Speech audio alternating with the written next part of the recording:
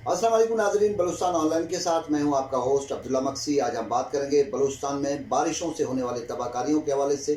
बड़े पैमाने पे बारिशों ने तबाही मचा दी, लोगों के अमलाक को नुकसान पहुंचा, लोगों के कच्चे घर बह गए और साथ में जो माल मवेशियाँ थे वो भी बह गए। और साथ में मैं आपको बताऊं कि जो रही सही कसर थी बलूचिस्तान में, जो बनने वाली जो डैम्स थे, खस्ता हाल डैम्स थे, जो इस तरह बहे डैम जैसे रेत की दीवारें गिर रहे हों, तो इस वाले से मैं आपको बताऊँ कि गैर मयारी डैम्स बनाए गए थे। डैमों ने भी काफ़ी लोगों के अमलाक को नुकसान पहुंचा, लोगों के घरों में पानी दाखिल हुआ और उनके माल मवेशियाँ बहा के ले गया। और इस हवाले से मैं आपको बताऊँ कि सबसे बड़ी वजह ये थी कि डैमों के हवाले से कि उनकी खस्ता हाली की वजह क्या थी कि इस तरह डैम्स बनाए गए जिनका कोई गैर मयारी डैम्स थे। तो इस हवाले से थोड़ी चंद एक इंफॉर्मेशन आपके साथ शेयर करना चाहूँगा, जिसमें ये है कि एक जब डैम्स के लिए एक कंट्रैक्टर को जब ठेका मिलता है तो उसमें क्या क्या अखराजात आते हैं, उसके बाद उसके साथ जो अमाउंट है मैक्सिमम क्या बचता है। तो इस हवाले से मैं आपको चंद बातें बताना चाह रहा हूँ। तो इस हवाले से बताऊँ कि मिनिस्टर को 10% जाता है और PND जब मिनट्स जारी करता है तो 3% लेता है, GST 7.5% है, इनकम टैक्स 4% है, BRA 2% है और साथ एक्सेप्टेंस 6% है और जो एक्सियन और ऑफिसर्स को जाता है वो 6% है। जब बिल क्लियरेंस की बात आती है तो वहाँ पे भी 12% लिए जाते हैं ठेकेदार से। तो दूसरी जानिब मैं आपको बताऊं कि इसके अलावा रिंग में 2% दिए जाते हैं और साथ में जो साइड पे जब आप काम करेंगे तो यकीनन वहाँ पे कोई मीर मोतबर खान कोई बैठा होगा, उसको भी आपने 2% देंगे। कुल मिला के कोई 55% के करीब आपका पैसा लग जाता है। बाकी जो बचता है 45% बचता है। 45% जब बच जाता है तो इसमें भी आप ठेकेदार से यही तवक्को करते हो कि वो अच्छा काम करे और मुस्बत काम करे। ऐसा मुमकिन हो सकता है? नहीं हो सकता। इस पर भी जब ठेकेदारों की बारी आती है तो ठेकेदार आपस में लड़ रहे होते हैं और कोशिश कर रहे होते हैं कि ये ठेका उसे मिले। उसे पता है कि उसने किस तरह काम करना होता है, साइड पे किस तरह काम करेंगे। तो इस वाले से जब हमने देखा डैम्स का जिस तरह हालत रहा, तकरीबन बलूचिस्तान के जितने छोटे बड़े जितने डैम्स थे वो टूट गए और टूटने के बायस जो शहरियों को काफ़ी मुश्किलात का सामना करना पड़ा, उन्हें नुकसान उठाने पड़े। तो सबसे बड़ी बात है कि डैम गैर मयारी थे, रेत की तरह बहने लगे डैम।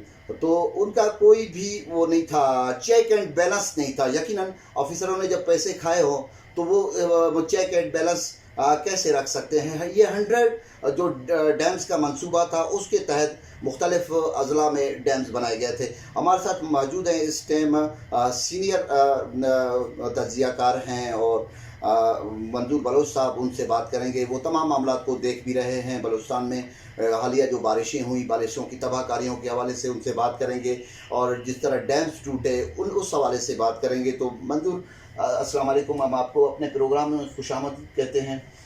तो इस हवाले से आपसे बात करेंगे कि जो डैम्स जिस तरह टूटे मयारी नहीं थे, जिसके बाद चीफ सेक्रेटरी ने उस अहकामात भी जारी किए कि इन्वेस्टिगेशन किया जाए। ये इन्वेस्टिगेशन इससे कबल होती है, अगर कबल कोई चेक एंड बैलेंस रखा जाता तो क्या अच्छा नहीं होता? बहुत शुक्रिया अब्दुल्ला मक्सी साहब, बिल्कुल आपकी बात दुरुस्त है। जिस तरह की एक सूरत बनी, एक्सट्रीम वेदर के हम शिकार हैं, क्लाइमेट चेंज के हम शिकार हैं, शदीद बारिशें होती हैं, अब ये मामूल बन गया है। लेकिन इतनी भी शदीद बारिशें नहीं थी जितना नुकसान हुआ, उस हद तक नुकसान नहीं होना चाहिए था। हम 21वीं सदी के दूसरे डिकेड में रह रहे, बल्कि तीसरे डिकेड में रह रहे हैं। इस सूरत में भी अगर हम इन बारिशों से इस हद तक मुतासर होते हैं तो मुझे हैरत होती है। और उसके साथ साथ बदकिस्मती तो ये है, अब तक बलूचिस्तान गवर्नमेंट को ये तक नहीं पता कि कितने घर मुतासर हुए। अब तक सर्वे किया जा रहा है, अब तक तखमीने लगाए जा रहे हैं, अब तक नुकसानात का मुकम्मल तौर पे तखमीना नहीं लगाया जा सका है। इससे हमारी एफिशिएंसी का पता चलता है कि हम कितने एफिशिएंट हैं कुदरती आलात से, कुदरती जो आफात हैं उनसे निपटने के लिए। तो आजकल की जिस तरह की सिचुएशन चल रही है दुनिया में, उस हिसाब से तो इतना बड़ा कोई इतनी बड़ी आफत नहीं थी। खुदा न ख्वास्ता अगर एक्सट्रीम, वाकई एक्सट्रीम किस्म की कोई आफत आती है तो पता नहीं हमारा क्या होगा। दूसरी, जहाँ आपने डैम्स की बात की, डैम्स हों या राब्ता सड़कें हों या पुल हों, ये गिरना मामूल है। ایسے لگتا ہے جیسے ہم انجینئرنگ کے شعبے میں پوری دنیا سے پیچھے ہیں. یعنی ہمارا انجینئرنگ اتنا غیر معیاری ہے کہ ہم ڈھنگ سے کوئی چیز نہیں بنا سکتے. یقیناً آپ نے جس طرف اشارہ کیا یہ ہر ٹھیکیدار کی زبان پر ہے, ہر جو قریبی کے لوگ ہیں ان کی زبان پر ہے, ہم سنتے رہتے ہیں کہ اس طرح پرسنٹیجز چلتے ہیں. یہ اگر سلسلہ چلتا ہے تو یقیناً آپ جتنے بھی قابل انجینئر پیدا کریں, آپ جو بھی کریں, صورتحال یہی بننی ہے, معیاری کام نہیں ہو سکتا. بدقسمتی سے اس سے پہلے بھی جتنے انکوائری ہوئے ان کی رپورٹس پبلک نہیں ہوئی. دیکھیں, ڈیم پہ پیسہ لگا ہے لوگوں کا, ڈیم ٹوٹنے سے نقصان ہوا ہے لوگوں کا, اب اس نقصان کے ازالے کے لیے جو پیسہ خرچ ہوگا وہ بھی لوگوں کا, اور جو ڈیمز دوبارہ بنیں گے وہ بھی لوگوں کا. تو پھر یہ ڈیم کیوں ٹوٹے, اس کے ذمہ دار کون تھے؟ جو تحقیقات ہوں گے اس تحقیقات کی رپورٹ کو پبلک ہونا ضروری ہے, کیونکہ جن کے پیسے ضائع ہو رہے ہیں, جن کی زندگی خطرے میں پڑ گئی ہے, جن کے لوگ مر گئے ہیں, ان کو پتہ ہونا چاہیے.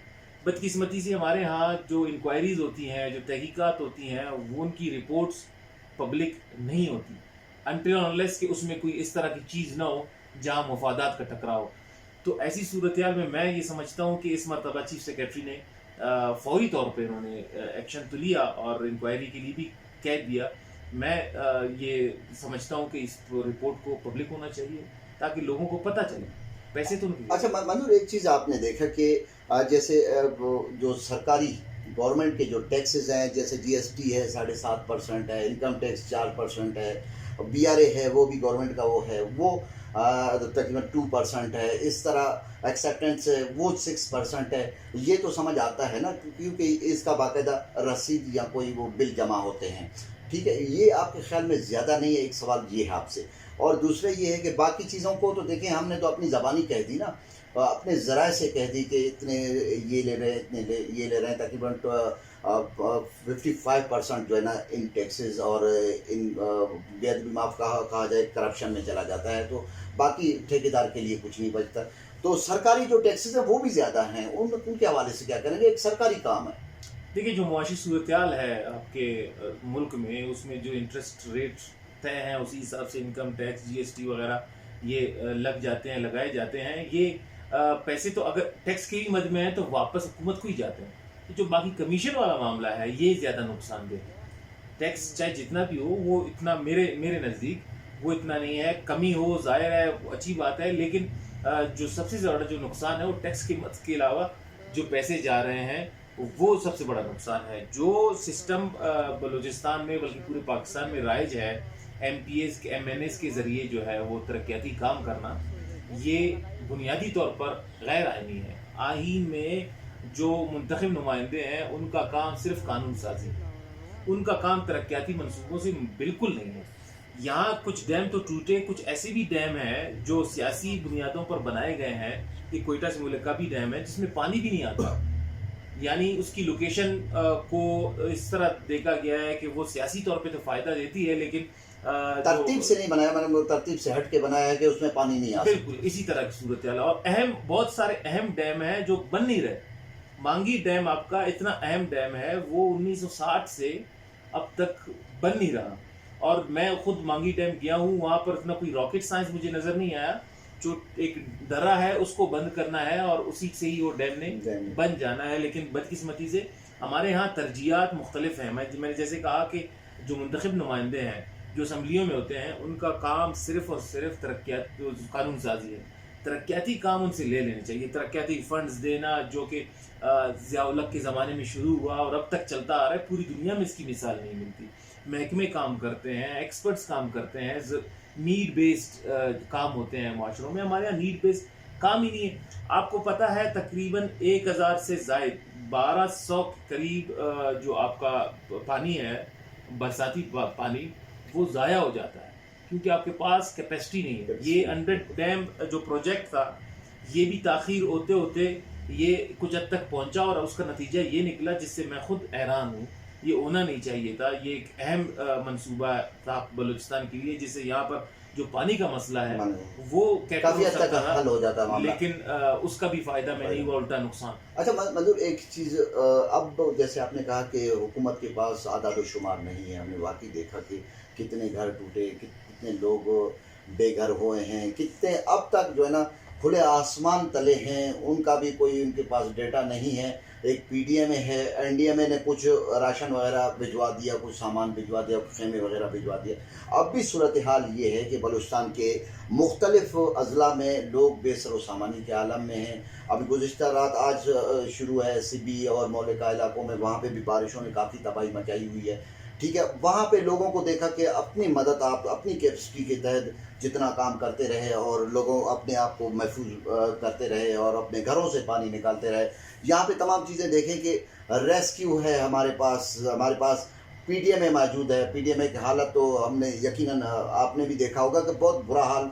जब सरियाब रोड से मैं गुजर रहा था तो वहाँ पे गाड़ी उनकी टू चेन पे लगी हुई थी, सामान से भरी हुई। जब ये हालत होगी तो क्या वहाँ तक जो मुतासरीन तक सामान पहुँच सकेगा?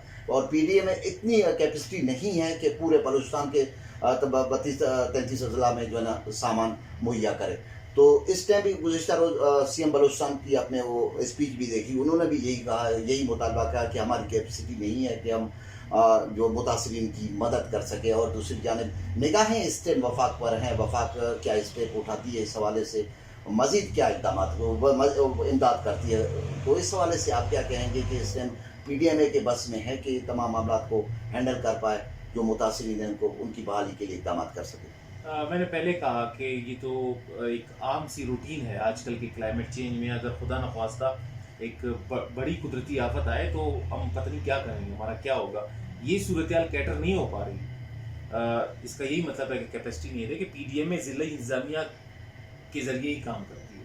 अब ज़िला इंतज़ामिया में कितनी कैपेसिटी है वो हम सबके सामने है। एक डिप्टी कमिश्नर के साथ एक कुछ असिस्टेंट कमिश्नर होते हैं, उनके ज़रिए फिर उसके नीचे ऑफिसरान से काम। जो आपका इंफ्रास्ट्रक्चर है, जो सिस्टम है, वो इतना प्रोडक्टिव नहीं है, उतना पावरफुल नहीं है कि वो इन चीज़ों को कैटर कर सके। उनके पास गाड़ियों का भी मसला होता है, कहीं पर रसाई का भी मसला होता है। आपकी सड़कें, आपके ऐसे देहात हैं, ऐसे इलाके हैं जहाँ पर राब्ता सड़कों का फुकदान है, यानी आम हालत में भी आप यहाँ से वहाँ से नहीं गुजर सकते। हमने देखा है, चाहे ज़लज़ला हो, चाहे सैलाब हो या कोई और मसला, सबसे ज़्यादा जो मुश्किल होती है गवर्नमेंट को और गवर्नमेंट की मशीनरी को, वो रसाई की होती है। चूँकि आपकी एक्सेस नहीं होती, आप बर वक्त लोगों को इमदाद नहीं पहुँचा सकते। हेलीकॉप्टर्स का आप इस्तेमाल करते हैं, हेलीकॉप्टर्स के ज़रिए भी देखें, वो हेलीकॉप्टर का एक इमदादी किस्म की तो है, हंगामी किस्म की तो एक इमदाद है, लेकिन अक़दार को बिल्कुल आत में इमदाद पहुँचाने का वो सिस्टम नहीं।